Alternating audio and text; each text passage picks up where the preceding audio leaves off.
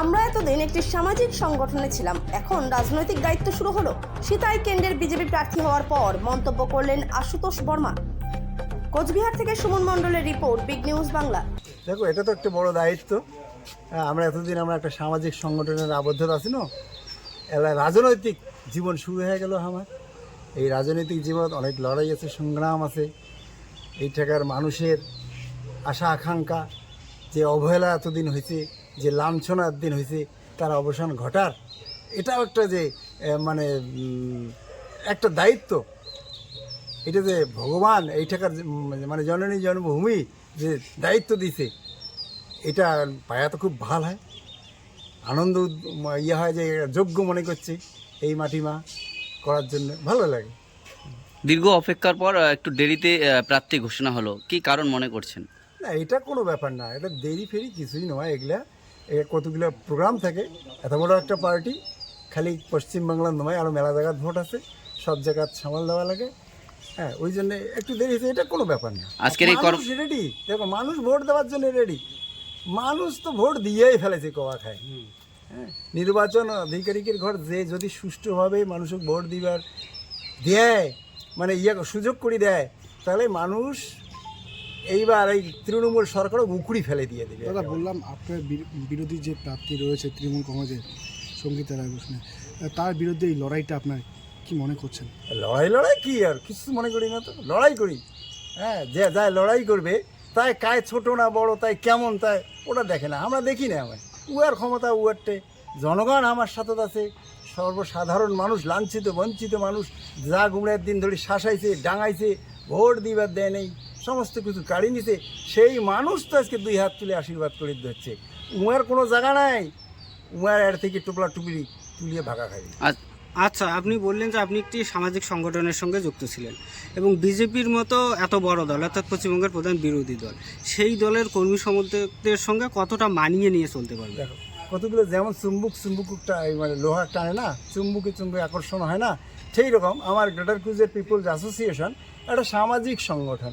যেমন আমার প্রিয় প্রধানমন্ত্রী নরেন্দ্র দামোদর দাস মোদী কি আসলো আগত 40 বছর স্বয়ংসেবক সংঘের প্রচারক আসলো একজন, না? তা এটা তো সামাজিক সংগঠন, সেটার থেকে উঠে এসে আমরা রাজনৈতিক জীবনে অংশগ্রহণ করছি।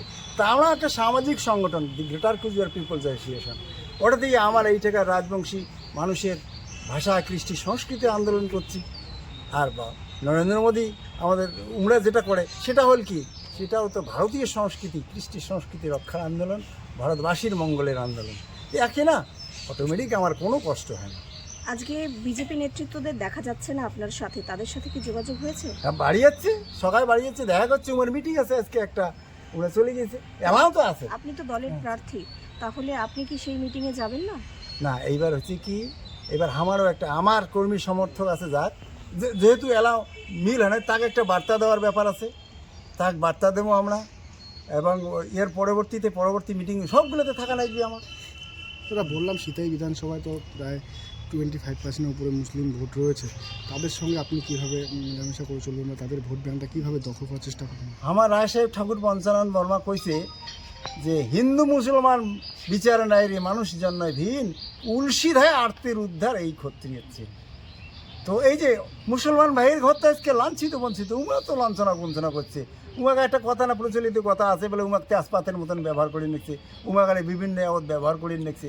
উমা কী করছে? কুচবিহার কয়টা মুসলমান ভাই প্রার্থী করছে? উমরা বড় বড় লেকচার আমরা তৃণমূল কংগ্রেস করে নাই না।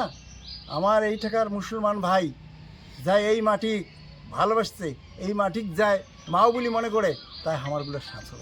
দাদা, শাসক দলের তরফ থেকে ইতিমধ্যেই বিভিন্ন ফেসবুক পোস্টে করা হচ্ছে যে আপনাকে দিনহাটা সাতনাম দিনহাটা সিতাই বিধানসভায় মানুষ আপনাকে চেনে না, কীভাবে দেখছেন বিষয়টা? দেখো, চিনে না চিনে কি দরকারটা, মুই কায় ভারতীয় জনতা পার্টি, পদ্মফুল চিহ্ন, রাষ্ট্রবাদ, অন্যায়ের বিরুদ্ধে প্রতিবাদ, শান্তি স্থাপন, সংবিধানের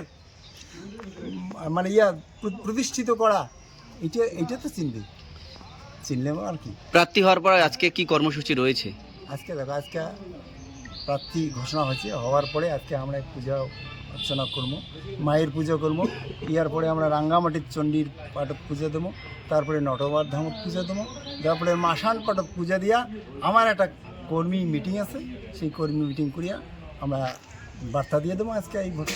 ঠিক আছে। শেষ কোশ্চেন, আমার সিতাই বিধানসভার মানুষদের প্রতি কি বার্তা দিতেছেন প্রার্থী হয়ে? সেটাই বিধানসভার শোক মা ও বোন, ভোটার মা ও বোন, ভাই দাদার ঘর সবার এটি মোর অনুরোধ যে তৃণমূল কংগ্রেস যেমন করিয়া মানুষক ভয় দেখেন দেখছি, এই ভয়ক তুচ্ছ মনে করিয়া সত্য প্রতিষ্ঠার জন্যে, শান্তি প্রতিষ্ঠার জন্যে ওই বাংলাদেশের যে ঘটনা ঘটছে সেই ঘটনার এটা কোনো যেন না ঘটে ইয়ার প্রতিবাদ করার জন্যে শুধু ভোট কেন্দ্র যায় পদ্মফুলত ভোট দিবে, এটাই সবার এটা আমার আবেদন।